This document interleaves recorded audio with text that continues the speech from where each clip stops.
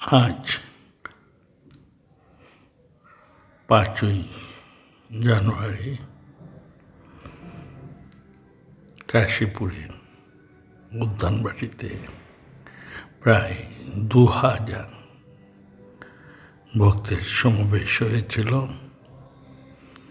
যতটুকু টিকিট ছিল ততটুকু ভক্তদের কাছে বিলি হয়ে গিয়েছিল এবং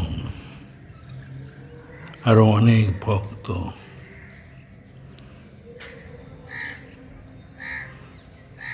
এই অনুষ্ঠান সূচি থেকে বঞ্চিত হয়েছিল।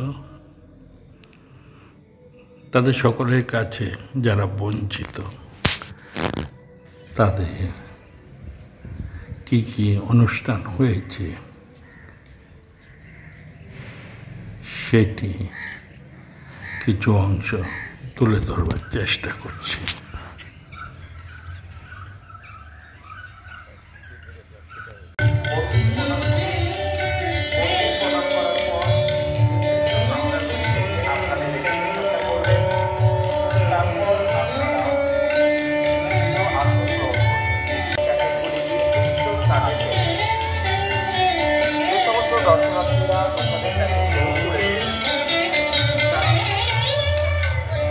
কাউন্টারগুলি থেকে নিজেদের নাম নথিভুক্ত করে তারপরে নিজ নিজ আসন গ্রহণ করবেন। যে সমস্ত দর্শনার্থীরা আজকে ভক্ত সম্মেলনে উপস্থিত হয়েছেন তাদের কাছে অনুরোধ, আপনারা আপনাদের মোবাইল ফোনগুলি সাইলেন্ট অথবা সুইচ অফ করে নেবেন।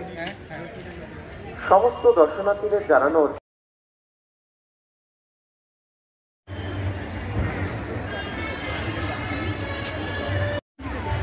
সমস্ত আগত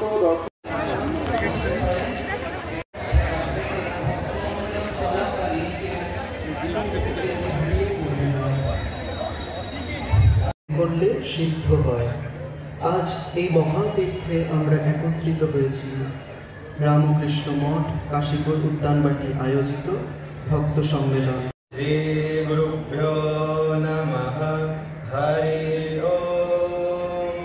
সহনা ভবতু সহনৌ ভুনক্তু সহ বীর্যং করবাবহৈ তেজস্বিনাবধীতমস্তু মা বিদ্বিষাবহৈ।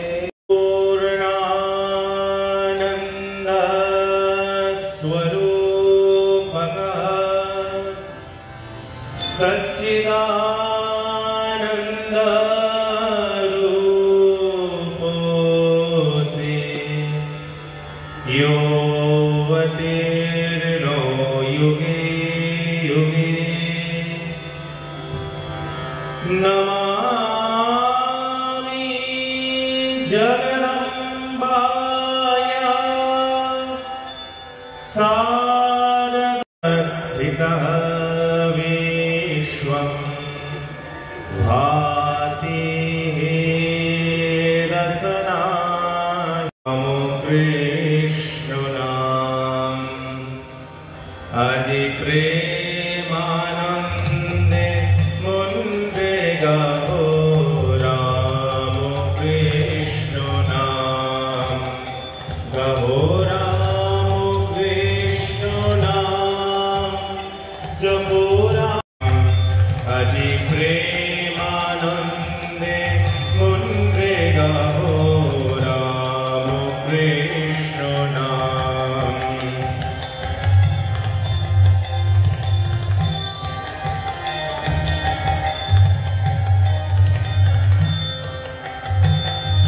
কামারো কুকুর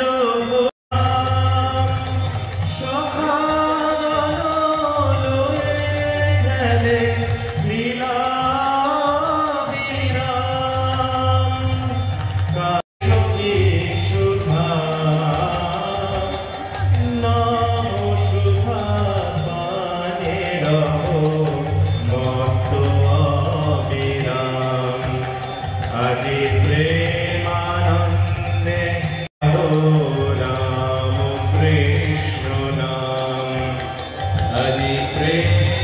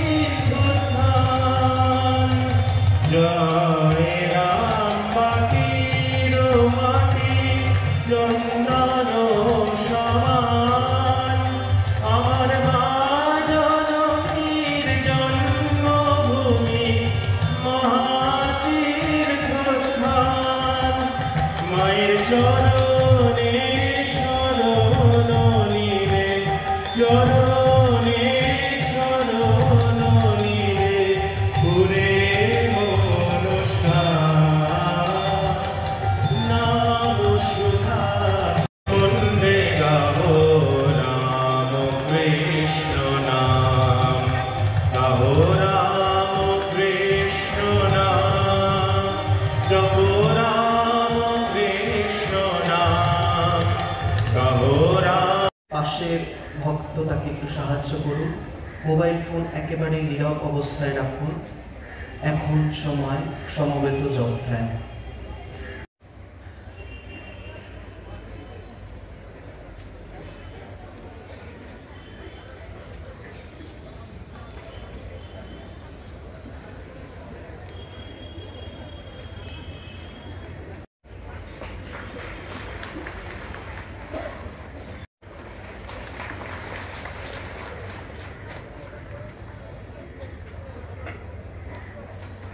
অনুষ্ঠানের পরবর্তী পর্যায়ে रामकृष्णं जगद्गुरुं पादपद्मे तयो श्रित्वा प्रणमामि मुहुर्मुहुः। नमः श्रीयतिराजाय विवेकानन्दशूरये सच्चित्सुखस्वरूपाय स्वामिने तापहारिणे। पूजनीय स्वामी विश्वनाथानंदजी महाराज, আমাদের সকলের প্রিয় স্বামী পরেশাত্মানন্দজি মহারাজ, আরো যারা সাধুরা আছেন, ব্রহ্মচারীরা আছেন, ভক্তবৃন্দ আছেন, যারা দূর দূর থেকে এসেছেন আজকের এই দিনটি। সাধারণ সম্পাদক তখন সংঘ ছোট, সম্পাদক বলা হতো। স্বামীজি তাকে সম্পাদক করেছিলেন মিশন তৈরি হওয়ার পর থেকেই। 1897-এ শুরু হলো। তিনি আমৃত্যু এই পদে ছিলেন 30 বছর দীর্ঘ। ওকে প্রেসিডেন্ট হতে বলা হয়েছিল। ব্রহ্মানন্দজি দেহত্যাগের পরে উনি হননি। উনি বলেছিলেন স্বামীজি আমাকে সেক্রেটারি করে গেছেন, আমি এই পদেই থাকবো সারা জীবন। উদ্বোধন, গৃহ নির্মাণ, উদ্বোধনের সম্পাদক, মায়ের বাড়ি তৈরি করা ধার করে তারপরে লীলা প্রসঙ্গ লিখে এইসব মহৎ কাজ, অনেক মহৎ কাজ করেছেন। শৈশব থেকেই মানুষের প্রতি তার দরদ ছিল খুব। তিনি পারা যায়। আমরা জানি কুন্তী বলেছিলেন ভগবান কি আশীর্বাদ চাইব, বর চাইব, আমায় দুঃখ কি করে না হয় তার চেষ্টা করা হচ্ছে। কালকে এক ভদ্রমহিলা এসেছিলেন, ভূতে কাজ করেন ডাক্তার, তিনি একটি দেশে আছেন, নাম বলবো না। সেখানে মেয়েদের বাড়ি থেকে বেরোনোই বারণ। স্কুল, কলেজ, মেডিকেল কলেজ সব মেয়েরা যেত আগে, সব ফতোয়া দিয়ে বন্ধ করে দেওয়া হয়েছে। যে আমাদের মেয়েদের সংখ্যায় 70%, 70% এখানে আছে প্রায় মায়েরা। সত্যি এই ভারতবর্ষ এক অদ্ভুত দেশ। ভারতবর্ষ আমাদের সুভাষ বসু। তারপরে নিবেদিতা মাকে চিঠি লিখেছিলেন, সেই চিঠির একটি অংশ পড়ি। আদরিণী মাগো, ভালোবাসায় ভরা তুমি, তোমার ভালোবাসায় আমাদের মতো উচ্ছ্বাস বা উগ্রতা নেই। তা পৃথিবীর ভালোবাসা নয়, স্নিগ্ধ শান্তিতা সকলের পরিয়ে দিও।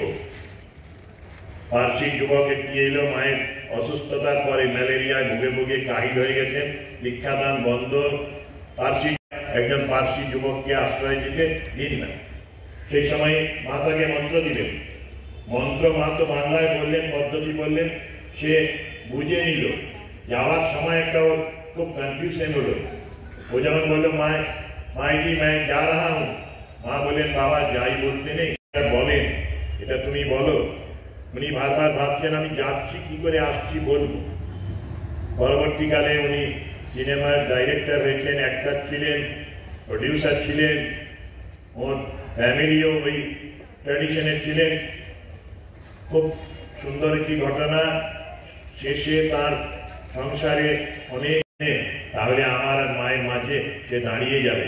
আমাকে দেখালেন, আঙ্গুল দিয়ে শুয়েছিলেন, দেখালেন 4টি দেওয়ালে 4টি বড় বড় মায়ের ছবি।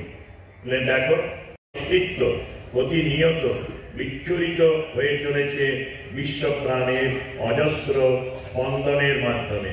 তিনি আছেন, তাই স্পন্দন আছে। স্পন্দন তার অস্তিত্বের প্রমাণ।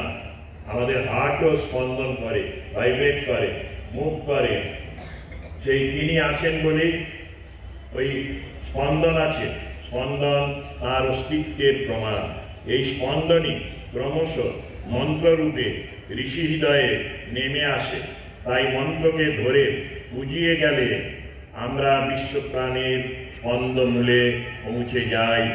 ভগবানের কাছে মন্ত্রের মাধ্যমে সমাগম হয়নি। আগামী দিনে আপনারা সবাই আসার চেষ্টা করবেন।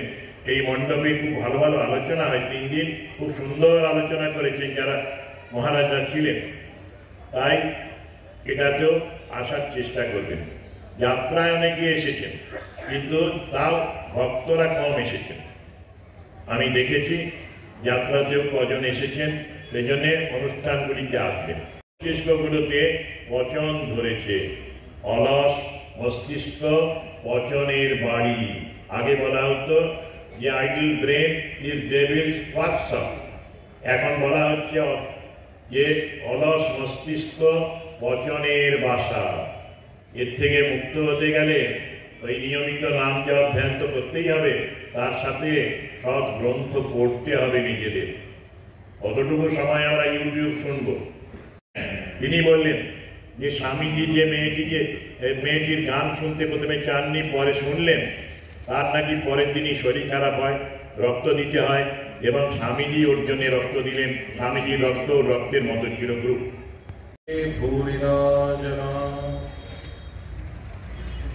শ্রী শ্রী রামকৃষ্ণ কথামৃত ষষ্ঠ পরিচ্ছেদ।